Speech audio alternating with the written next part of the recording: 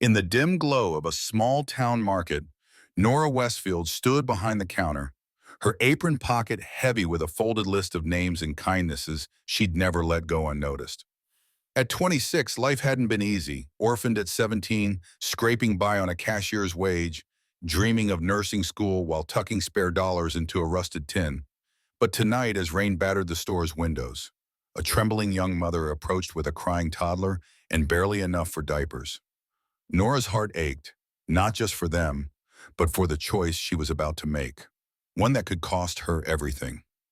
In a world that often feels cold, this is a story of quiet courage, of a single act of compassion that ripples far beyond the register.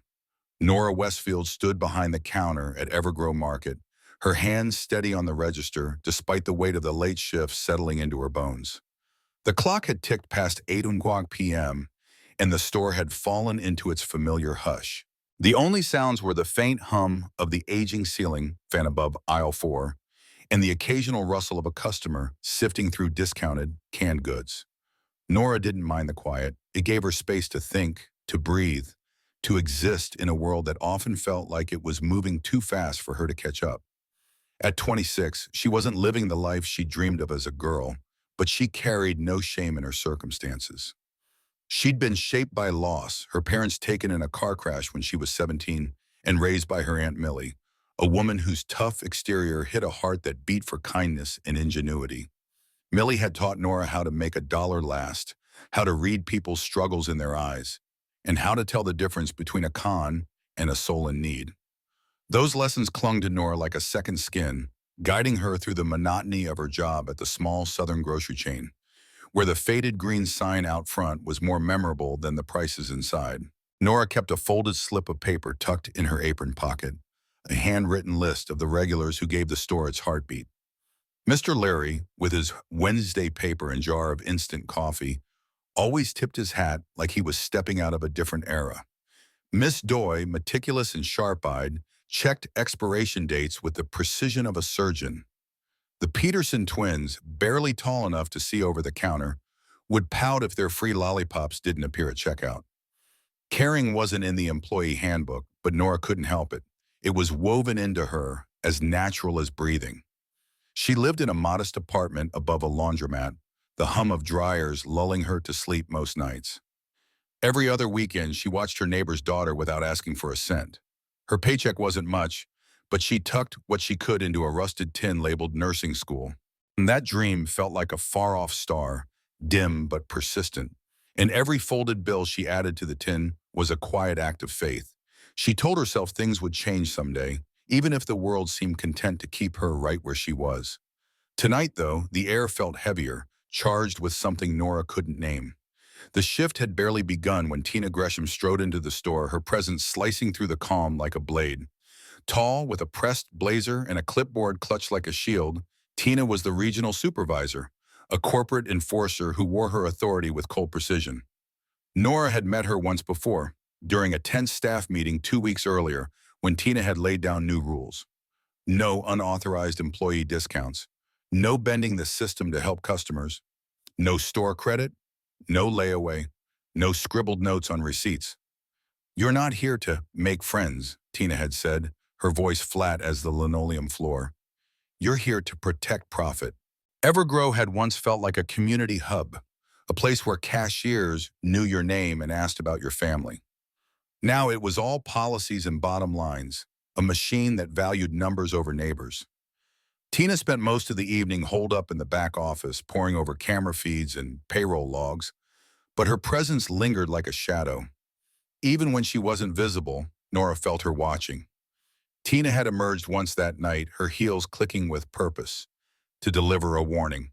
"You're on final notice for registered discrepancies last quarter," she'd said, her eyes narrowing. "One misstep this month, and we'll have to reconsider your employment."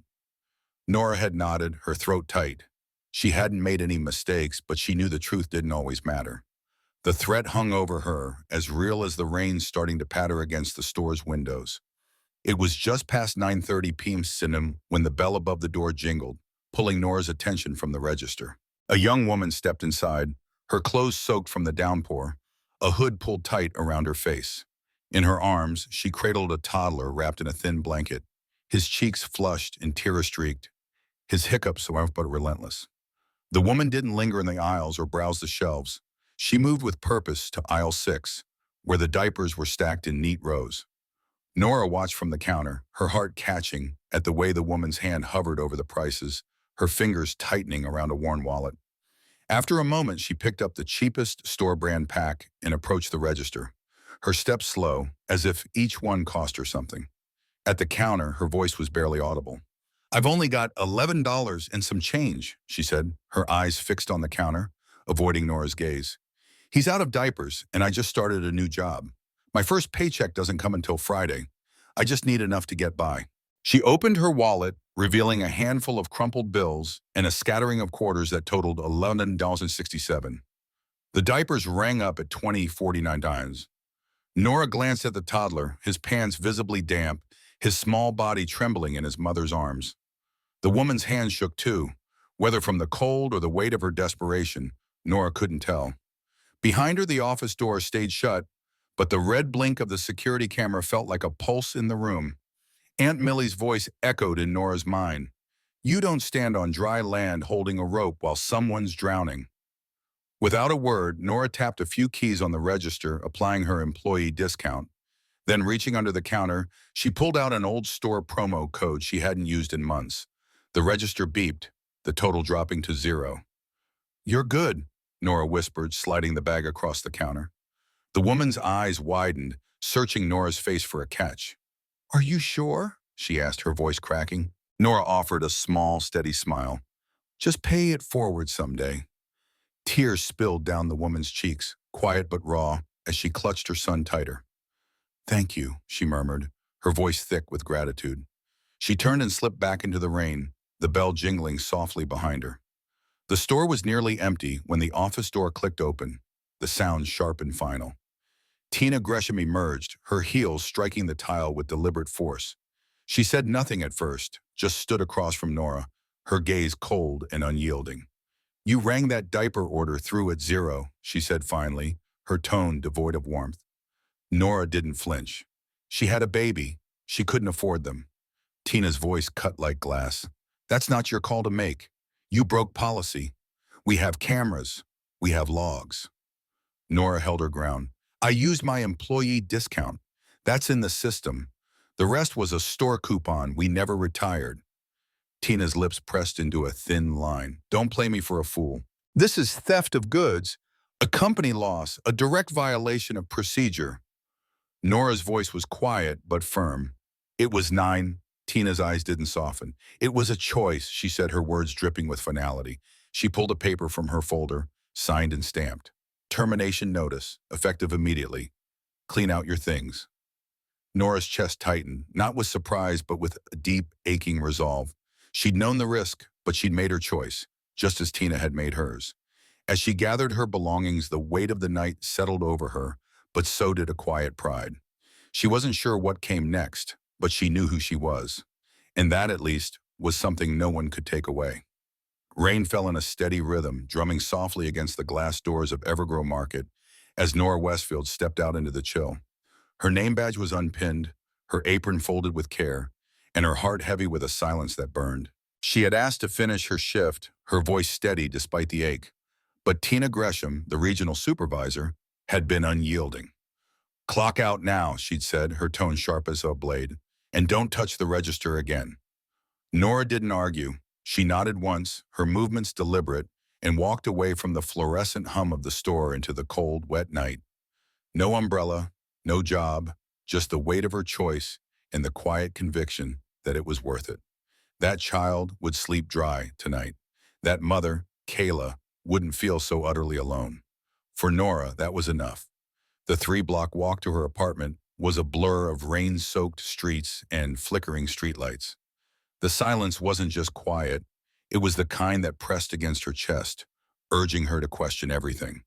Had her kindness mattered? Did anything she'd done make a difference? But regret never crossed her mind, not once. She held on to the image of Kayla's relieved face, the toddler clutching the pack of diapers Norah had slipped her, against store policy without hesitation.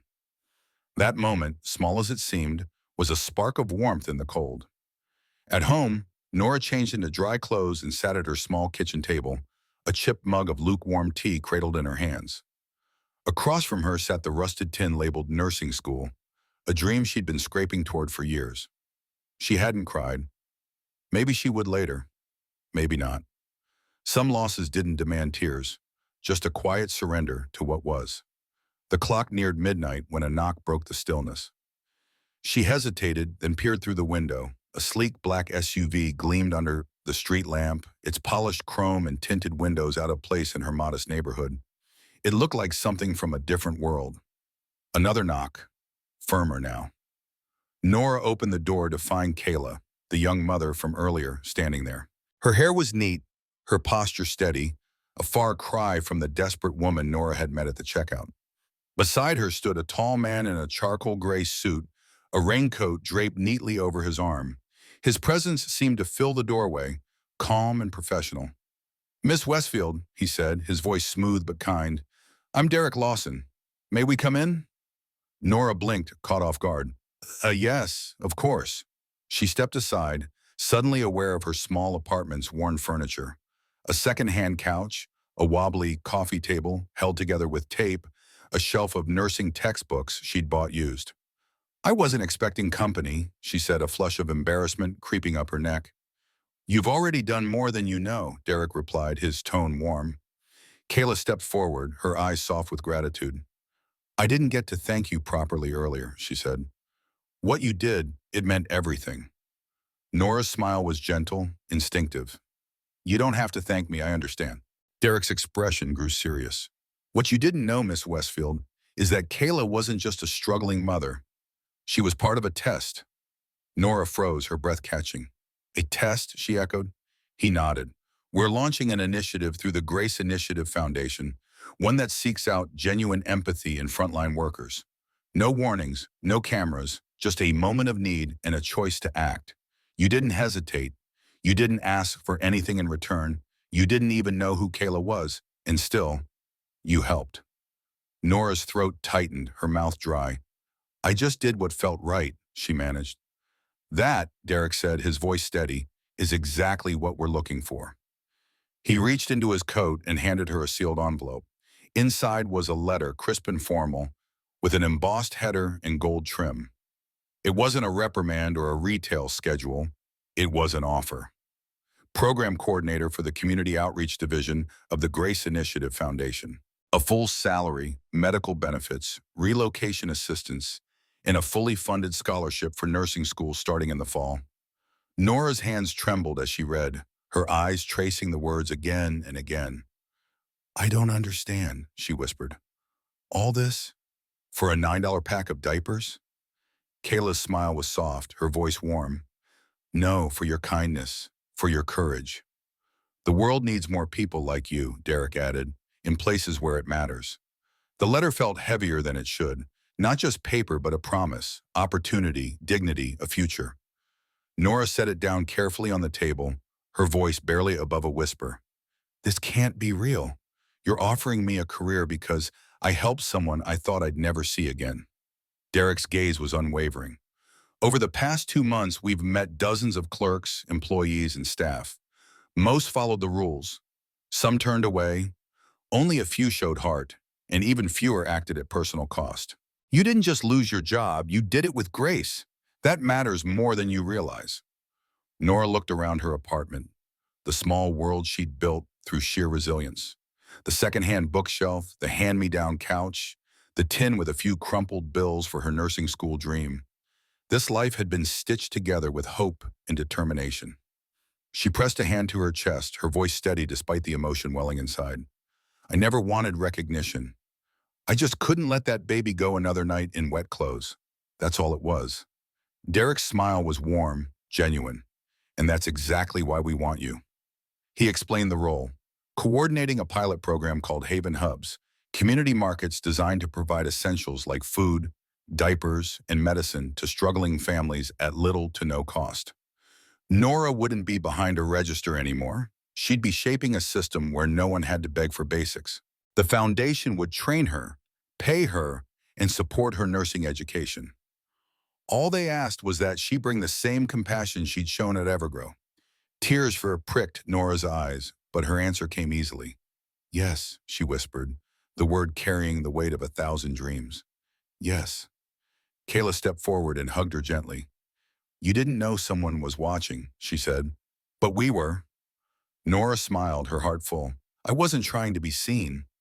That, Derek said, is why you were. 3 months later, the harsh glare of Evergrow's fluorescent lights was a distant memory. Nora stood in the warm glow of hanging lanterns at Haven Market, a community hub nestled in a renovated church. No uniform, no name tag, just a light blue cardigan and a smile that welcomed everyone. The shelves held diapers, formula, fresh produce, basic medicines, and a corner of gently used toys and books, each paired with handwritten notes from volunteers. A sign by the front desk read, "No judgment here, just help." Below it sat a jar labeled "Kindness Paid Forward," where people gave what they could, pennies, dollars, or nothing at all. The funds quietly covered extra bread or pull-ups for those who needed them. Nora could always tell who did. She no longer rang up purchases or dealt with Tina's stern oversight. Instead, she greeted families by name, helped single dads find snacks for kids with allergies, and listened as mothers shared their struggles. She took notes, made improvements, and watched the hub grow into a place of warmth and support. Kayla visited often, her son now toddling toward Nora with glee, tugging at her sleeve until she scooped him up. You're his favorite person, Kayla teased one afternoon, her eyes bright. He's mine too, Nora replied, her voice soft with affection. In that moment under the glow of the lanterns, Nora knew she'd found her place, not just a job, but a purpose. The world she had dreamed of, one where kindness wasn't a mistake, was taking shape around her, one small act at a time. Norah Westfield brushed a stray crumb from her chin, her fingers lingering for a moment as she sat in the stillness of her small office tucked behind the break room at Haven Market. The space was modest, but it held her world, a corkboard adorned with snapshots of familiar faces, customers who'd become like family, pinned alongside scribbled notes tracking her progress. At its center, under a simple frame, was a faded receipt from a $9 diaper purchase, a quiet testament to a night that had changed everything. Next to it, taped proudly, was her nursing school acceptance letter, its crisp edges a promise of a future she was still carving out. Life hadn't stopped throwing storms her way, but Nora had found her anchor in something deeper, a purpose rooted in compassion, not rigid rules. Every time she handed a box of diapers to a weary parent, her mind drifted back to that rainy evening, the weight of her choice, and the knock at her door that set her on this path. It was just past closing time when Derek Lawson stepped through the door of Haven Market. The air was thick with the scent of fresh rain and the faint hum of volunteers tidying up, stacking the last of the shelves with care. Nora glanced up from her desk, her tired eyes brightening as she caught sight of him.